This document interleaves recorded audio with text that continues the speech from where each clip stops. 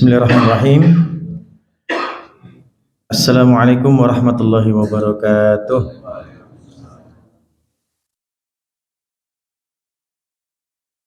Alhamdulillahirabbil alamin wal 'aqibatu lil muttaqin wala 'udwana illa 'alal zalimin.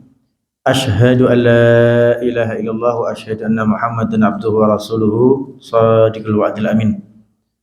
Allahumma salli wa sallim wa barik ala rasulika wa 'abdika wa nabiyyika sayyidil awwalin wal akhirin sayyidil anbiya wal mursalin sayyidina wa maulana Muhammadin wa ala alihi wa azwajihi wa ashabihi wa man tabi'ahum ajma'in. Usini wa iyyakum bittaqwallah faqad fazal muttaqun. Haitsu qala Allah ta'ala ya ayyuhalladzina amanu taqullaha haqqa tuqatih wa la tamutunna illa wa antum muslimun. Sadaqallahul adzim wa sadaqa rasuluhu sallallahu alaihi wasallam. Ikhwati fillah, jamaah salat subuh di Masjid Al-Muhajirin yang saya muliakan, hadirin hadirat jamaah pengajian Ahad pagi di Masjid Al-Muhajirin yang saya muliakan. Pertama, mari kita bersyukur pada Allah SWT pada kesempatan yang indah ini kita bisa melaksanakan sholat subuh secara berjamaah. Kita bisa bangun dari tidur kita, dari kematian kita, karena tidur itu temannya mati, saudaranya mati. An-naumu akhul maut. Tidur adalah saudaranya mati. Jadi tidur itu saudaranya mati. Saat kita tidur itu Allah pegang nyawa kita. Kalau Allah mau kembalikan, kalau enggak berarti diteruskan. An-naumu akhul maut. Jadi kita dibangunkan lagi sama Allah SWT. Setelah bangun ternyata kita terdetik untuk beribadah. Nah, ini nikmat yang sangat utama ini. Dari rumah kita siap-siap resiki awak kabeh, diresiki. Enek sing sikat gigi, enek sing sabunan, enek sing kabeh diresiki. Nggo sarung, nggo kathok, iki ta, nggo klambi, nggo peci, mangkat. Tekan masjid gelar sajadah, Allahu Akbar. Ini kalau nggak orang Islam nggak mungkin gitu maksudnya. Ini kenikmatan utama sekali, sangat-sangat utama. Maka mari kita syukuri kita mendapatkan iman itu, dan mari kita berharap kita diberi oleh Allah SWT amalan-amalan yang soleh sampai kita meninggal. Allahumma amin. Husnul khotimah insyaallah. Yang kedua, Masya Allah, siapa ini? Cicinya siapa ini? Hai, sini. Sini.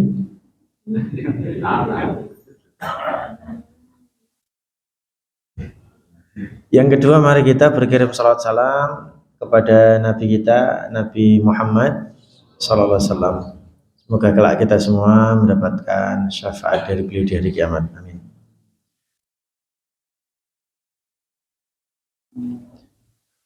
Bapak Ibu sekalian, saya akan kaji pada kesempatan pagi hari ini ayat-ayat Allah dan juga sunnah-sunnah Rasulnya serta asar perkataan para sahabat serta perkataan para ulama. Apa sih yang harus kita lakukan setelah Ramadan? Ini sudah berapa Syawal sekarang nih? 19? 20? Sudah 20 Syawal ya? 23? Masya Allah. Sudah 23 hari kita meninggalkan Ramadan. Sampai hari ini Pak, sampai hari ini saya masih terdetik, masih ini terngiang betapa nyamannya Ramadan itu. Sampai ngobrol ya Ramadan gitu, sampai kayak nggak mau hilang, nggak mau lepas gitu. Kenapa? Karena terdampak Ramadan. Selak pengen Ramadan meneh. Karena di luar Ramadan itu berbuat maksiat gampang banget. Di luar Ramadan tuh bermaksiat gampang banget. Begitu Ramadan itu keinginan untuk melaksanakan Ramadan itu, keinginan untuk meninggalkan maksiat, melaksanakan maksiat itu angel karena ada ikatan terhadap Ramadan itu. Jadi engko nek aku pas poso kemudian aku maksiat kan posone batal lah, nek gunane gitu. Salah satu ikatannya begitu. Allah Subhanahu wa taala yang kita sembah itu Allah yang ada di bulan Ramadan dan Allah yang ada di luar Ramadan. Betul? Betul kan? Kenapa Ramadan begitu istimewa? Ya karena memang Allah mengistimewakannya. Nabi SAW pun mengistimewakannya. Cuman masalahnya kita tidak seperti malaikat, kita tidak seperti Nabi Muhammad. Nabi Muhammad itu di luar Ramadan lemah lembutnya luar biasa. Begitu Ramadan tambah lembut. Nabi aja begitu. Artinya ikatan terhadap Ramadan itu sangat kuat. Nah, ikatan ini aduh seakan-akan lepas ya. Ramadan udah nggak ada. Terus apa yang harus kita lakukan? Ya udah ikatannya ikatan iman lagi, ikatan seperti biasa. Kembali ke setelan pabrik gitu. Mau masalahnya enek sing setelan pabrik rusak. Masalahnya gitu kan. Masalahnya gitu. Setelan pabrik biasa berbuat buruk. Karaten, nah itu repot ya. Maka ayo kita bahas ini satu persatu insya Allah dan kita akan semoga harapannya kita akan menjadi orang yang tetap beriman bertakwa walaupun di luar bulan suci Ramadan. Insya Allah, insya Allah.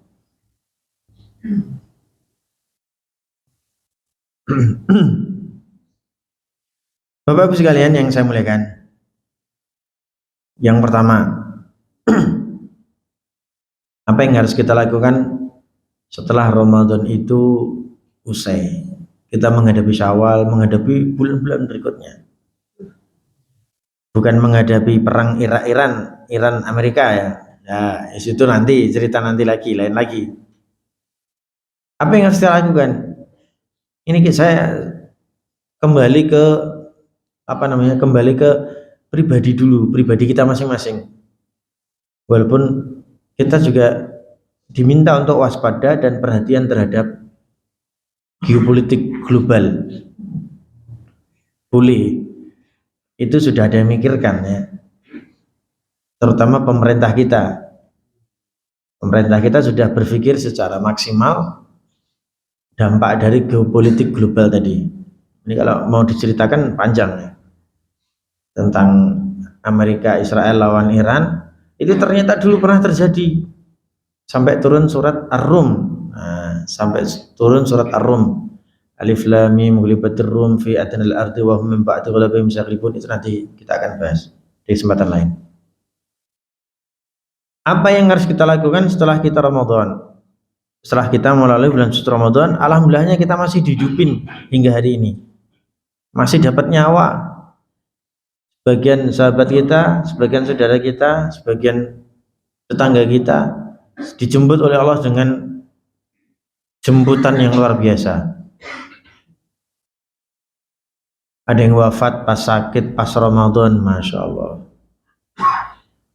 Tadi masih sahur bareng, iki lagi Arab golek buka puasa kecelakaan yang dalan. Wah enak sih kayak gitu.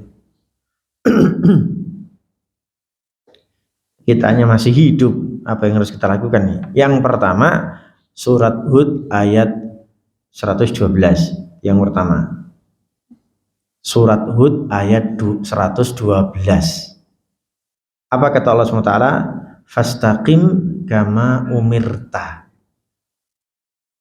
Fastaqim kama umirta.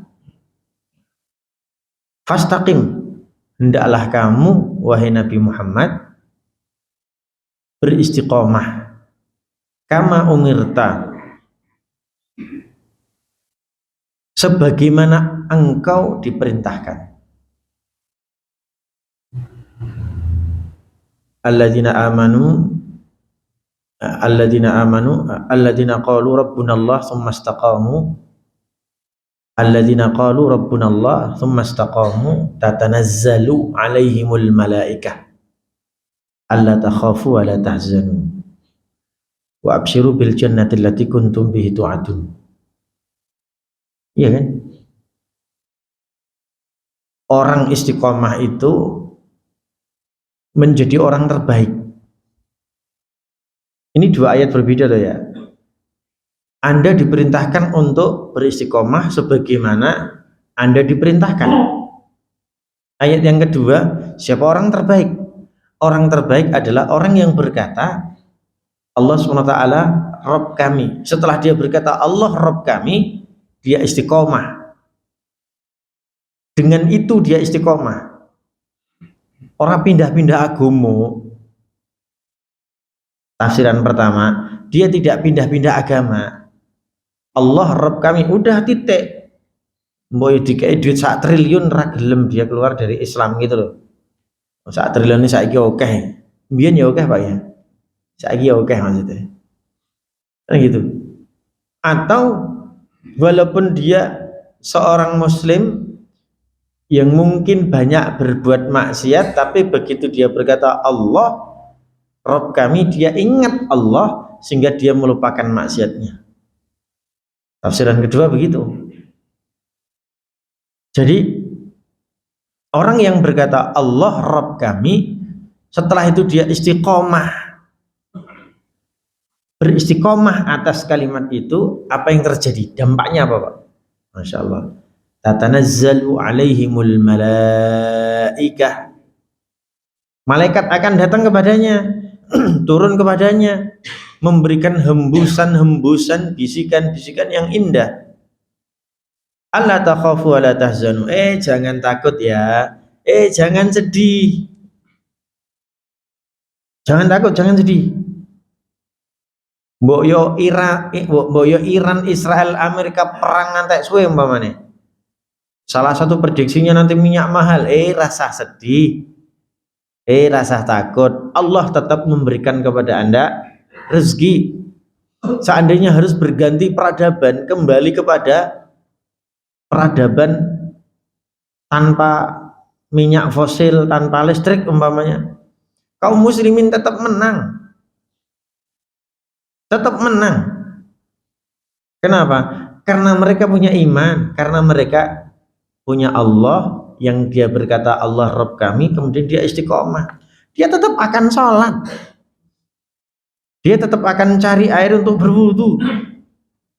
Seandainya mungkin hari ini sudah tidak lagi dibutuhkan ijazah S1, S2, S3 atau gelar-gelar apapun gara-gara perang itu, kaum muslimin tetap menang. Saya S2. Karena mereka tetap beribadah kepada Allah, dan itu hal yang paling utama. Mereka akan memenangkan itu gitu loh. Jaga itu. Ini maksud saya gitu. Jadi malaikat itu akan datang memberikan hembusan-hembusan di dalam diri kita, pikiran kita, hati kita. Jangan sedih, jangan takut. Allah yang ngasih rezeki kamu. Allah nggak akan mematikan kamu sampai Allah sudah menyukupkan rezekinya. Artinya kalau kita mati, rezekinya itu udah mentok di situ, selesai. Saya punya ponakan saya dari luar Jawa, nikah, ya bodoh-bodoh nikah Pak, gelar sarjana aja belum punya,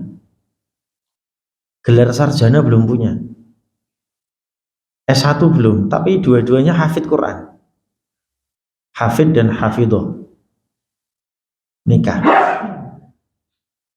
Dalam benak saya hampir memiliki sebuah pertanyaan, wiking kole Arab urip piye gitu loh, ora duwe sarjana ya.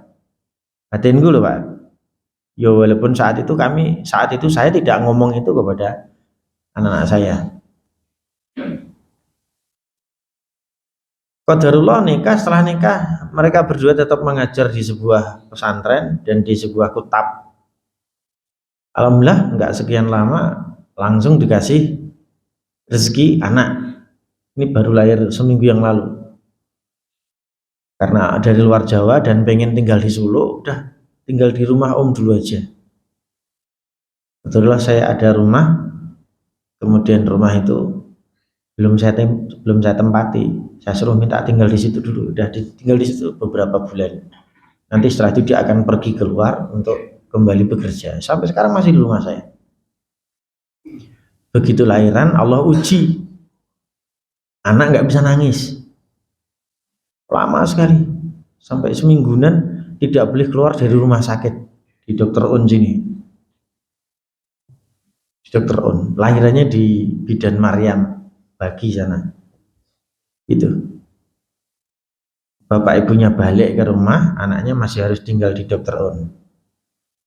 Ya, ujian kamu udah hadapi aja, nangis. Om ini gimana? Udah, Allah nggak akan pernah mematikan kecuali Allah menginginkan itu sih. Jalani aja. Sampai hari ini, Pak. Alhamdulillah dapat kabar sudah normal semua, mulai dari jantung, liver, semua udah bergerak normal. Yang jantungnya tadi ada apanya itu saya istilah dokter saya nggak ngerti. Sekarang udah balik, sudah balik ke rumah dalam kondisi lucu. Ketika saya lihat anak ini, masya Allah luar biasa. Bersyukur kita punya anak yang sehat, kita punya anak dalam kondisi indah, enak. Syukuri, karena memang gimana ya cara kita mau beriman kepada Allah, cara kita mau beristiqomah, ya kita ngelihat bisikan-bisikan yang ada di dalam diri kita itu, bisikannya apa? Bisikannya itu membuat kita tenang atau tidak? Nek bisikan itu membuat kita tenang, itu malaikat yang datang. Tapi kalau bisikannya itu membuat kita enggak tenang, itu bisikan setan. Itu bisikan setan.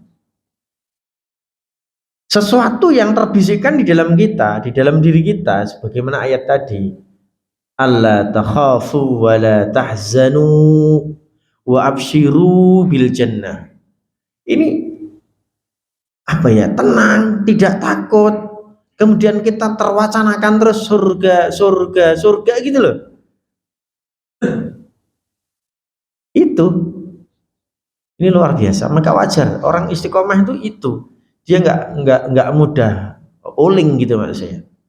Karena bisikannya selalu datang dari Allah, bisikannya selalu datang dari utusan-utusan Allah, para malaikatnya.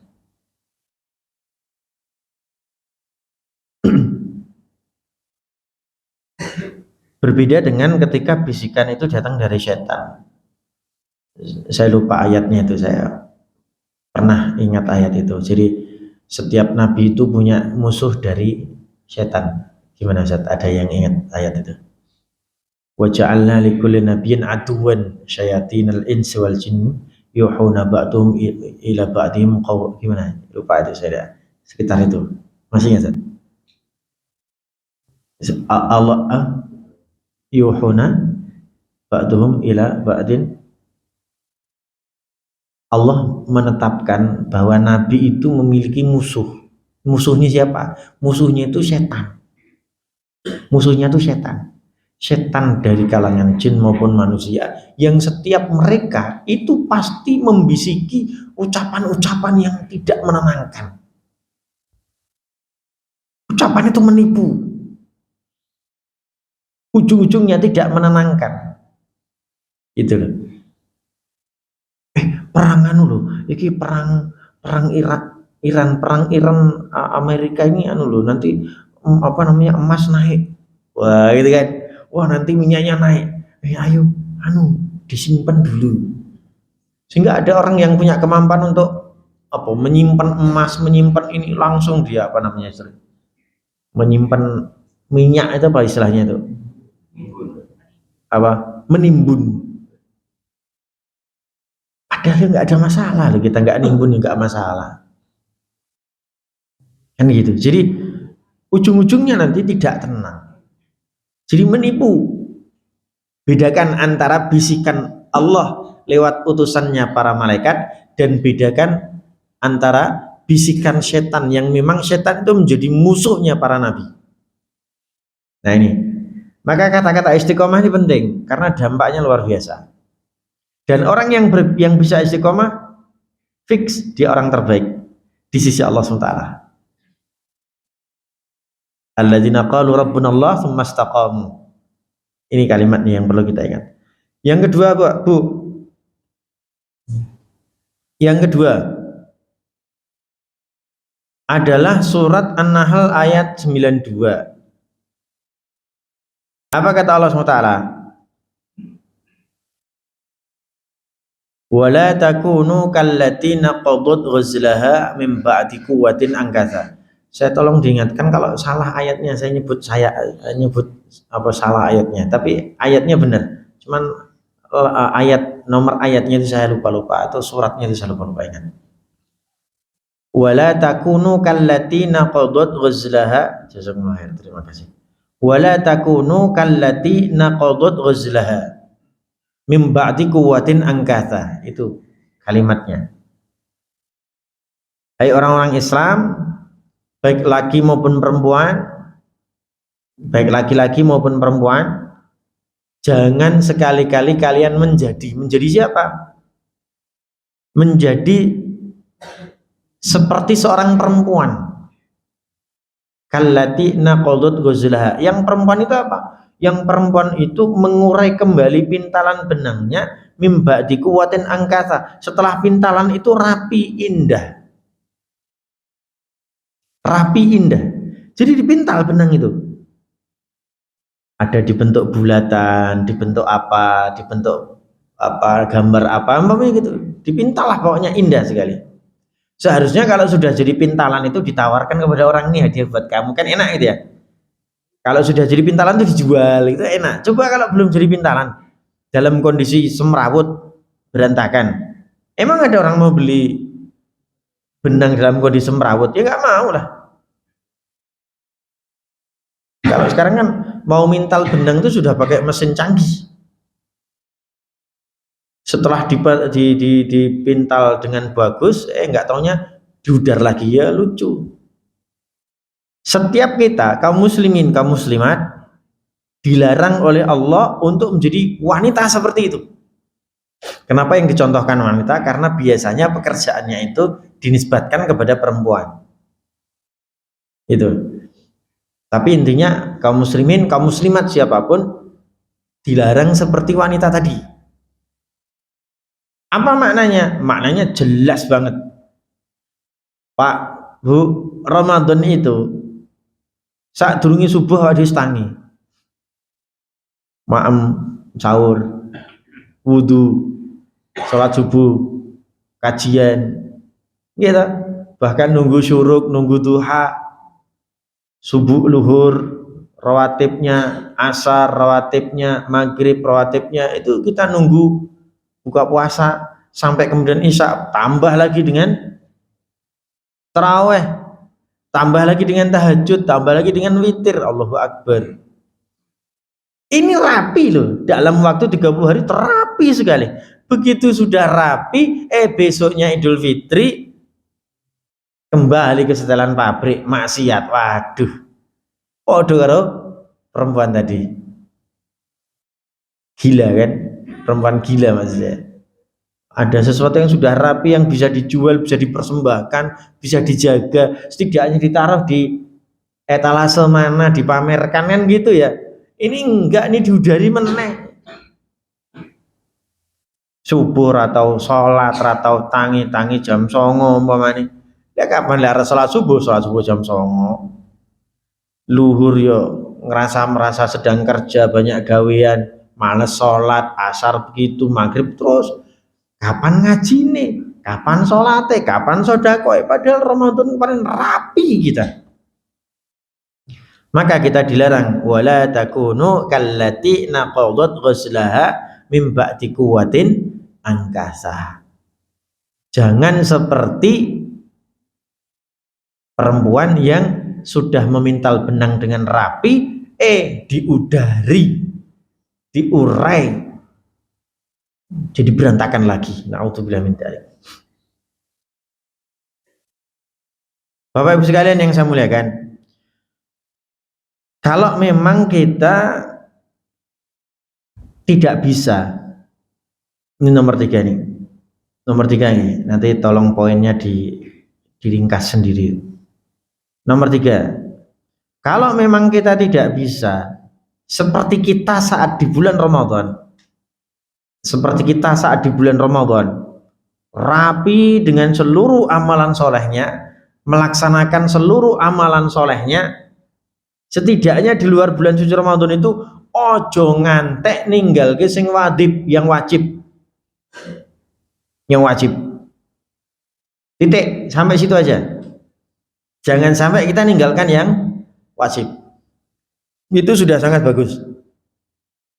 Biasanya kita sholat subuh dibarengi dengan 2 rakaat sebelum sholat subuh, sholat fajar. Setidaknya di luar Ramadan kita datang wis ra apa sholat subuh tok umpamanya. Mungkin 2 rakaat fajarnya ketinggalan, dia nggak melaksanakannya. Mungkin dia tidak sholat malam, mungkin dia tidak sholat tahajud, tidak witir, tidak taraweh, tidak. Tapi dia melaksanakan 5 waktunya secara maksimal. Udah itu aja udah baik. Itu aja. Ada seorang badui datang kepada Rasulullah. Datang kepada Rasulullah SAW. Wahai Nabi, tunjukkan kepadaku sholat yang diwajibkan oleh Allah. Nabi menjawab, sholat yang diwajibkan sholat 5 waktu. Maka kemudian badui tadi ngomong, ya wes, aku tak sholat 5 waktu, ning aku ra bakal nambahi, tapi juga aku nggak akan ngurangi, 5 waktu saja. Jangan seperti orang-orang bid'ah, Pak ya. Jangan seperti orang-orang bid'ah. Sholat yang ditetapkan oleh Allah itu 5 waktu, tetapi manusia menetapkannya 3 waktu. Ini ada. Hati-hati, jangan sampai ini sudah bid'ah kalau ini. Bid'ah dhalalah. Orang yang seperti ini tertera di dalam tafsir saat kita membaca surat Al-Kautsar. Dia tidak akan diberi oleh malaikat, oleh para malaikat, dia tidak diizinkan oleh para malaikat untuk mengambil seteguk dari air di telaga Al-Kautsarnya Rasulullah SAW. Tidak boleh. Dia tidak boleh. Karena bid'ah. Sholat 5 waktu dianggap telu tok piye. Maka si badui tadi benar, 5 waktu ya 5 waktu, ngurangi orang nambahi. Akhirnya badui tadi berkata lagi kepada Rasulullah, ya Rasulullah, wahai Nabi, apa sih puasa yang diwajibkan kepadaku? Puasa yang diwajibkan itu Ramadan. Ya wis, aku tak poso Ramadan, ra bakal ngurangi, ra bakal nambahi. Gitu. Nanya lagi, apa zakat yang wajib buatku? Ya zakat fitrah. Ya wes, aku nggak bakal nambahi, nggak bakal ngurangi. Akhirnya Pak Badui tadi pergi setelah bertanya dari hadapan Rasulullah dan dari hadapan para sahabatnya. Pergi dia. Setelah dia pergi, Rasulullah SAW berkata tentang orang tadi, dakhalal jannata in sadaqa. Orang tadi bakalan masuk surga kalau jujur dengan kalimatnya. Masih jujur, ya konsekuen dengan kalimatnya, nggak bakal ngurangi, nggak bakal nambahi, nggak bakal ngurangi sholat yang 5 waktu, nggak bakal nambahi sholat yang 5 waktu, nggak perlu nambah yang sunnah-sunnah, nggak perlu. Neng yo 5 waktu itu aja dikurangi 3, 4, 4, loro gitu, enggak. Yo 5. Ramadannya ya begitu, dia puasa, walaupun dia nggak nambah yang lain, nggak nambah dengan puasa-puasa sunnah, nggak juga nambah dengan sedekah-sedekah yang lain. Dia hanya melaksanakan sedekah yang wajib aja. Kan gitu. Dia masuk surga. Ngapunten Pak, mohon maaf. Kalau kita cermati ayat atau kita cermati hadis ini, mohon maaf, Bapak setara dengan badui atau lebih dari badui? Mari kita cermati. Bapak Ibu ini yang datang pengajian ini setara dengan Badui atau lebih dari Badui? Kita bisa mengukur kan? Insya Allah kita lebih dari Badui itu. Lah ngopo? Lah mau saat durunge sholat subuh awak dewe sholat 2 rakaat. Lah mau saat durunge sholat subuh awak dewe tahiyatul masjid. Badui ra duwe masjid. Ra di tonggo lah pindah-pindah nomaden kan. Iya kan? Badui itu kurang adab memang. Sebenarnya ketika tadi datang kepada Rasulullah dia nggak manggil dia Rasulullah ya Nabi Allah, enggak. Dia langsung manggil Muhammad ngono tok. Makanya para sahabat rada do geding banget gitu karo wong kuwi. Itu sebenarnya.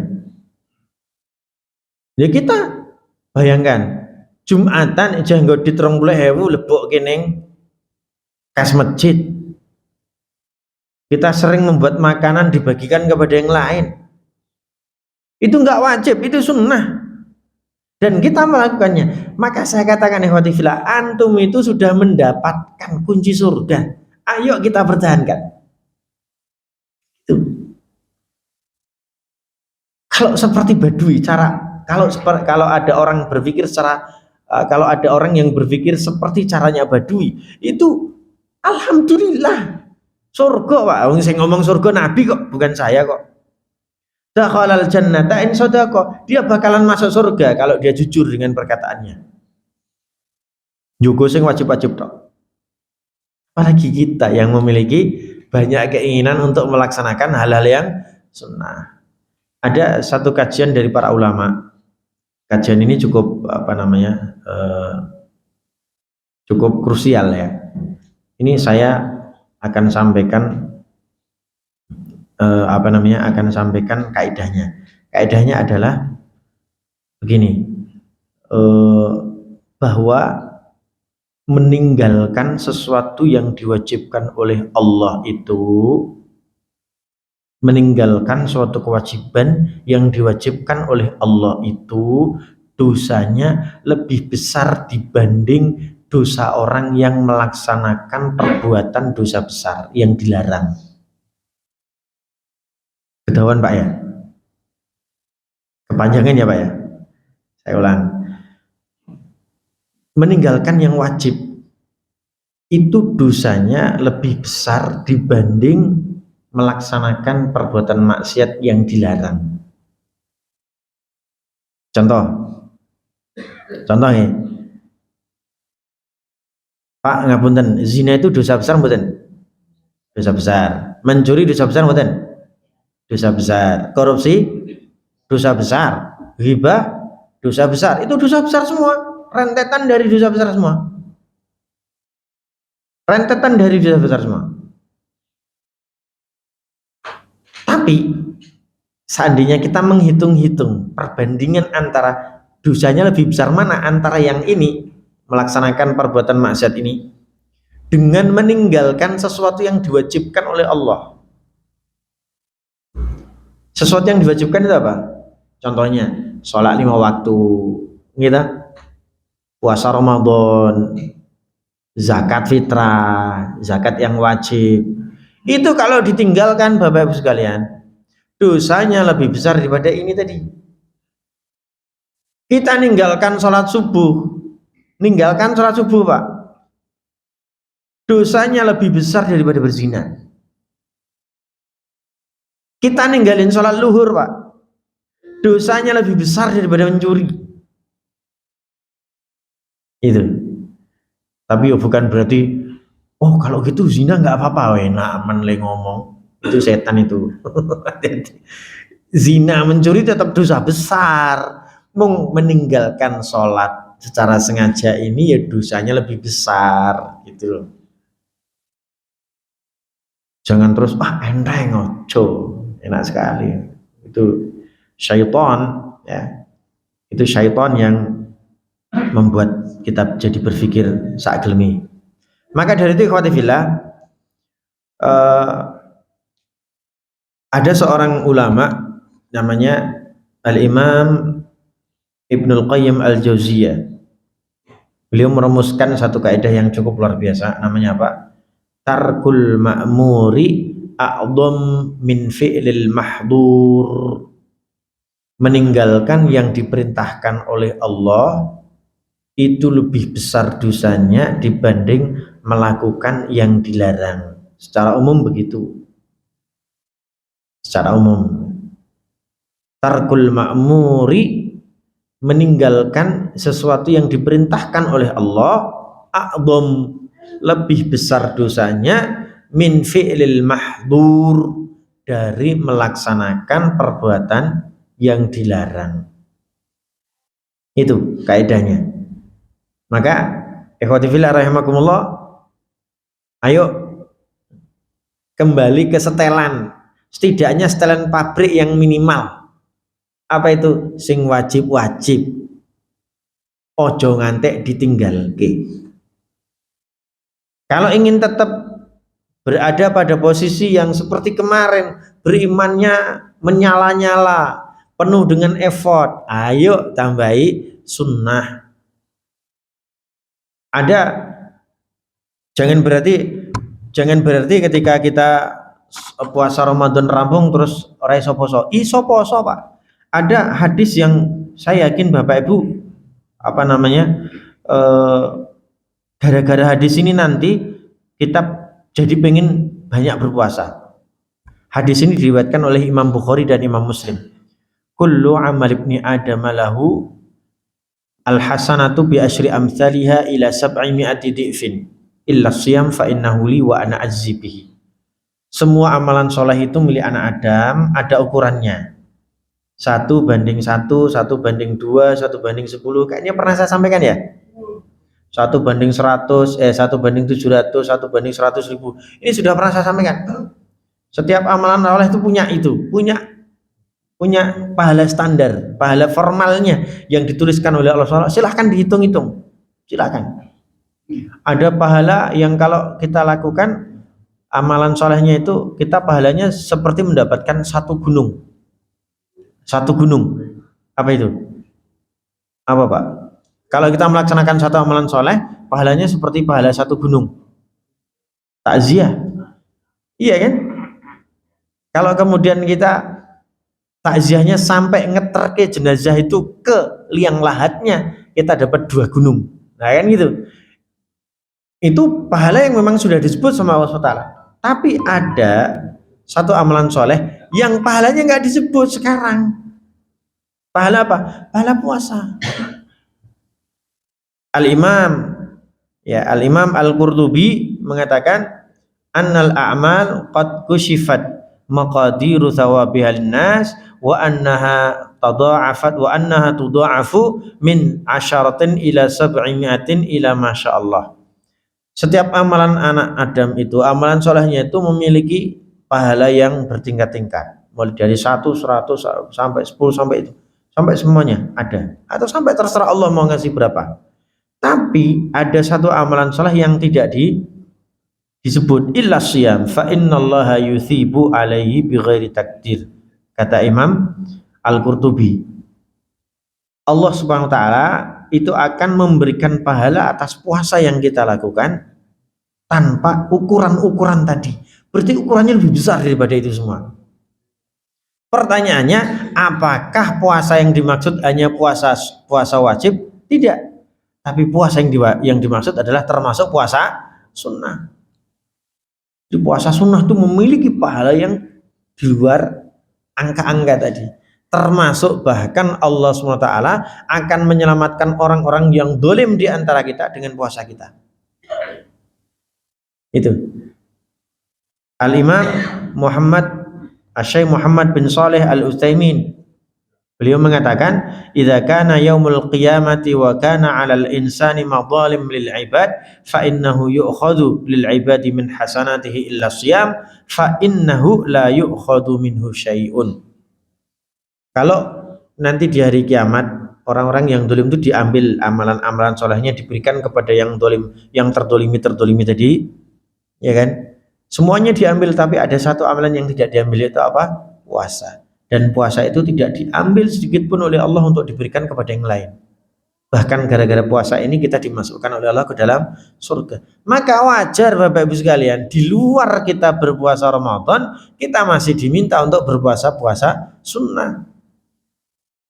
Itu. Jadi skala minimalnya adalah setelan pabrik, tapi setelan pabrik yang wajib-wajib itu loh.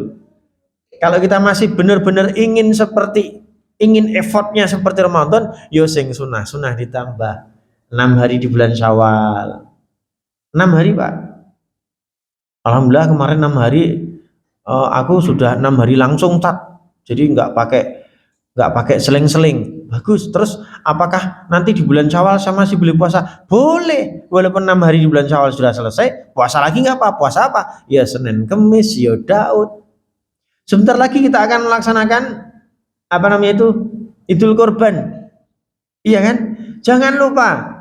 Banyak sekali hadis yang berbicara tentang Idul Kurban. Kita ini satu keluarga disunahkan setiap tahun untuk berkurban. Disunahkan. Hadisnya banyak nanti yang menyebut itu. Wah itu kan sunnah. Iya kalau pikirannya cuma ngajinya sampai situ, oh ya kurban itu sunnah gitu. Tapi nek ngajinya semakin dowo, semakin panjang, yang namanya kurban itu disunahkan untuk kita setiap keluarga setiap tahunnya 1 kali. Banyak hadis yang bicara seperti itu nanti.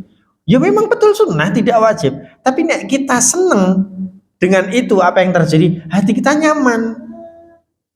Belum lagi nanti ketika kita Idul Kurban 1 sampai 9 kita puasa. Lah puasa lagi, ya kan? Tidak ada amalan yang terbaik kecuali pada tanggal-tanggal 1 sampai 10 Idul 1 sampai 10 Dhul Hijjah. Itu adalah hari-hari terbaik. Bapak Ibu sekalian yang saya muliakan, saya kira ini yang dapat saya sampaikan. 3 poin. Setelah kita Ramadan, kita harus bagaimana?